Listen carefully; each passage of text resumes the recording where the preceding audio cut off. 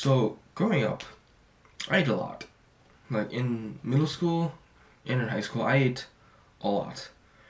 And I remember, I think it was in middle school, I would basically eat an entire, like, big-ass bowl with, like, rice, like, vegetables, like, other stuff, and then with soup as well.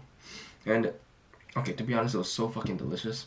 And what I would do is I would have rice, and then I would put in, like, all the other dishes that I wanted. And then I would put in potato soup. Potato soup was like my favorite. And then my most favorite dish besides the potato soup at the time was probably sauteed soybeans with chicken tenderloins and tofu. That was really good. And the thing is, I remember we all have these like small bowls that we would fill up with rice first, and then everyone would use that. And then I would switch it out for like a much bigger bowl because like I wanted to have like the soup and all the other stuff and everything in it. So most of the time I would switch out the small bowl with the bigger bowl. My thoughts were like, I'm not really going to eat a lot, and like a small bowl is kind of annoying, so I'm just going to use a bigger bowl so that it can fit all the stuff that I want.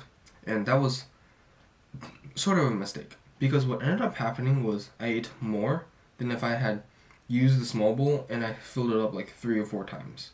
And to be honest, I didn't even notice it until I'm looking back on it now. And it's like, that's interesting. And so, portion sizes dictate how much you eat. And maybe you haven't like thought about this at all. I certainly didn't for a long time. But the size of your bowl or the size of your plate really determines how much food you actually eat. Because it's a psychological tendency to fill up the entire bowl full of food before you eat. And therefore, if you do that, you kind of force yourself in a way to finish all the food. If you're like me, it's kind of like the mindset that, oh, finish all your food, don't waste any food. And I find it increasingly rare that people have the mindset to eat food until satisfaction and then no more than that. Having the opposite mindset of always finish your food. To show this sort of psychological tendency, how weird would it be if you had a big ass plate but then it was only filled up like 20%. Right? Like on the entire plate, you have like a small smidge of food. Like how weird is that? Right? It just doesn't make sense. Like why would you use a big ass plate for something that small? We use big ass plates or big ass bowls for lots and lots of food. There you go. That's sort of the reasoning. And the thing is, with a bigger plate, you cannot guarantee that you will not eat more, as compared to a smaller plate or bowl. Because it's a lot harder to notice, and more importantly, a lot harder to change how much you actually eat with that bigger bowl. Because it's so easy to just keep filling it up over and over again. But you will not see this problem with a smaller bowl. The smaller bowl limits you psychologically. You know, you fill up the smaller bowl, and then even if you get seconds, you fill it up, but it's not big. It's not nearly as big as the bigger bowl, so it limits how much food you can willingly take at a time. And personally realizing the difference between using a small or a bigger bowl has impacted my dieting lifestyle. And of course, it's not like, everything has changed because of this one reason. As soon as I started using a smaller bowl, dieting becomes so much easier. I ate so much less food. No, it was not like that. But it helped.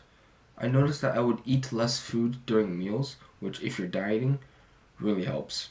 And there's also a slight inconvenience. And this small inconvenience adds resistance to keep eating food. Because even the smallest resistances can lead you not to do certain things. An example could be, if it's raining, are you going to go to the gym? It's simple. But most people are not going to do that because it's raining, right? It's raining. I don't like rain. It's a small inconvenience. Like if you really think about it logically, rain doesn't do anything really. You get into your car, you drive to the gym, and then there's going to be a small portion of walking through the rain, maybe like 5 minutes. It's that discomfort. And also, I guess, the mood change. But logically speaking, rain doesn't do much in terms of resistance. It doesn't, blockade you from going whatsoever.